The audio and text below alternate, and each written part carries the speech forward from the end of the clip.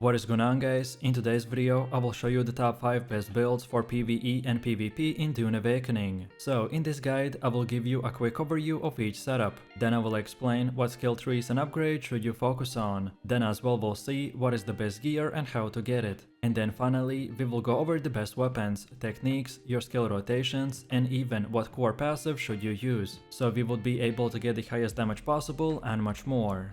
And before we continue, thanks to the U4GM, their pro website that provides Dune Awakening Solari and items on all servers, with cheap price and fast delivery. They have over 11,000 positive comments, and this website is really worth a try. So make sure to use my discount code KAID for extra 5% off.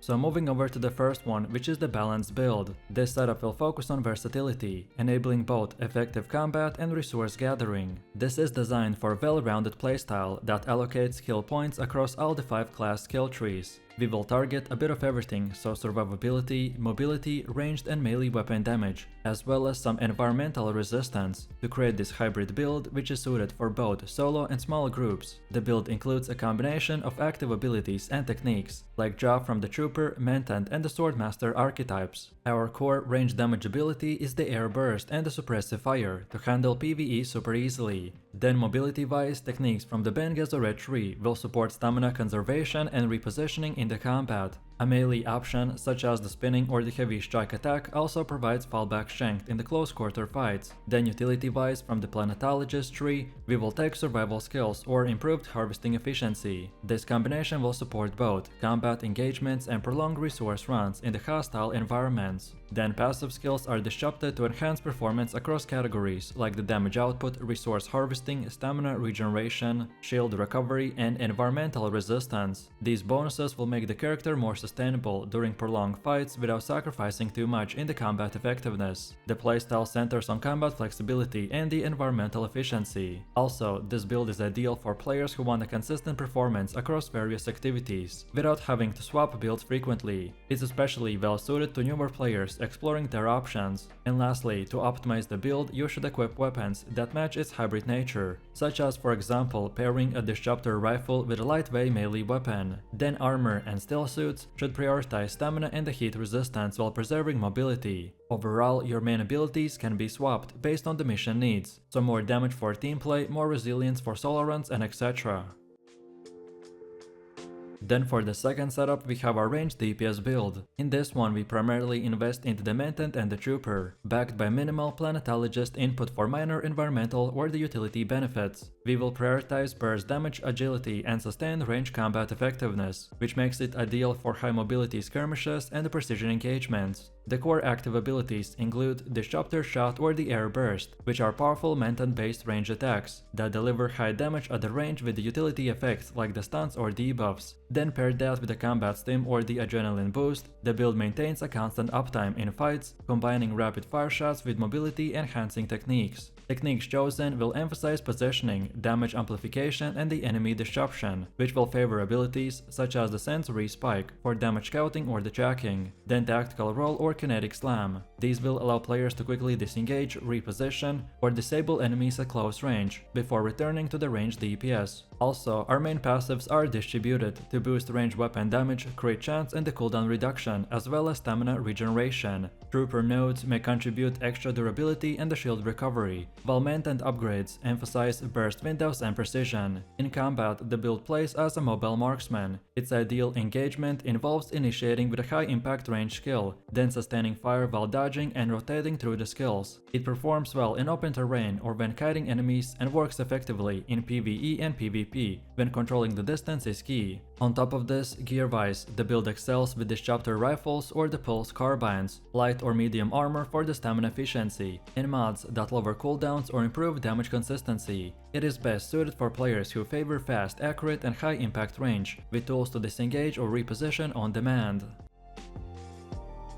Then for the third one, we have the best gathering build. This setup is a pure Planetologist harvest and exploration setup, designed to maximize resource yield, traveling speed, and self-sustain, while minimizing combat reliance. It leans heavily into the explorer and the scientist sub-trees, with little to no investment into the combat-oriented skills. The key active abilities include the Shigver Claw, which fires a grappling cable for rapid repositioning, and then the Suspensor Pad, enabling vertical movement and is ideal for reaching high-up resource nodes. These tools will dramatically increase mobility, help you zip around the resources and escape danger. The build also equips the Sentinel, which is a deploying auto turret that handles minor threats while you focus on gathering. A combination of techniques like the conservation of energy reduces power consumption, and then Planetologist tree passives are heavily prioritized, so we will use things like the Katori mining, dev gathering, deep analysis, compaction and overcharge that stack together to boost resource and water harvesting. Planetologist tree passives are heavily prioritized, so for example the Katori mining, deep gathering, deep analysis, compaction and the overcharge that stack together to boost resource and water harvesting efficiency, sometimes even up to 20% extra per node. Then Ben Gesserit tree passives like the Mountaineer and the Steelsuit Seals will further help by reducing stamina drain during climbing and improve hydration conservation, which is critical in this desert environment. Then Trooper and Menton supports are minimal, but could include basic vehicle scanning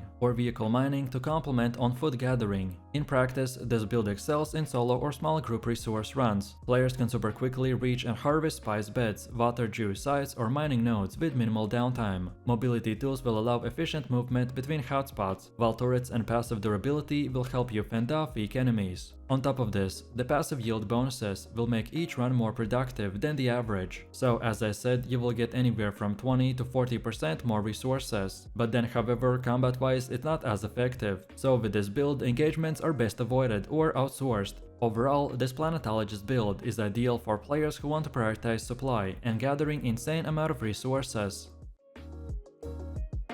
Then for one of the last ones we have the ranged PvP build. This setup is built around the Trooper and the Menton trees, by focusing mainly on sustained range DPS and battlefield control, which is suited for mainly PvP fights. It leverages powerful active abilities, cooldown reduction and the potent passives that boost ranged weapon proficiency. The main key active abilities include the Energy Capsule, which provides a significant temporary boost to range damage, which can be even up to 50% at the cost of 25% second cooldown. Then the Shigver Claw will offer both mobility and a stagger effect, allowing you to reposition quickly or interrupt enemy actions. Also, the Suspensor Pad will provide vertical repositioning to gain the line of sight advantage or escape unfavorable engagements. Then techniques-wise, we will go with things like the Battle Hardened that reduce ability cooldowns up to 30%, which enhances uptime. Then Suspensor Dash will enable dynamic movement while airborne. And then Death from Above grants a mid-air damage bonus, which are great when dropping into engagements. Passive investments will maximize ranged weapon efficiency, like range damage, disruptor damage, scattergun, heavy weapon damage, and field maintenance / gunsmith for durability. Then if we take a look at the Menton passives, then we will also take range damage, pistol rifle damage,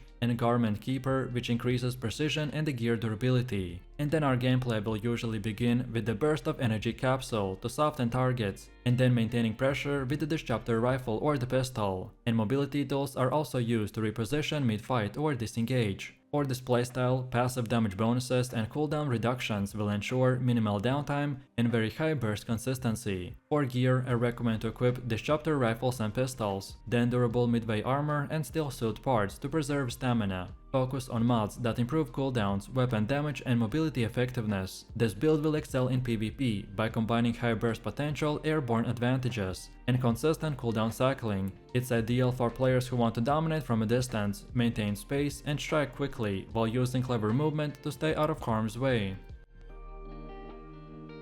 And now for the last setup, we have an aggressive melee build that is centered on the Ben Gesserit and the Swordmaster skill trees, and specifically tailored for the close quarter PvP combat. It blends defensive mastery and manipulation of the Ben Gesserit with precision and lethality of the Swordmaster to excel in duel situations and small skirmishes. You want to start investing in defensive and the control tools from the Swordmaster, and then also allocate some points in deflection, which will let you enter a defensive stand to block or deflect incoming ranged attacks, which is perfect for closing distances safely. Also, we picked mobility-oriented melee techniques, like knee charge to engage quickly or disrupt enemy positioning. On the Ben Gesserit side, select the voice compel, which gives you powerful crowd control by forcing enemies into range or out of position, and then follow that up with the movement enhancing techniques like the Prana Bindu Sprint or the Dodge Mastery, to flank, reposition or dash through the enemy lines. The synergy between mobility and the forced engagement will empower your offensive burst. Also, passive choices will bolster your melee dominance, so Swordmaster nodes will increase blade damage, attack speed and the stagger chance, while Ben Gesserit passives like the self-healing and vitality will enhance the personal sustain.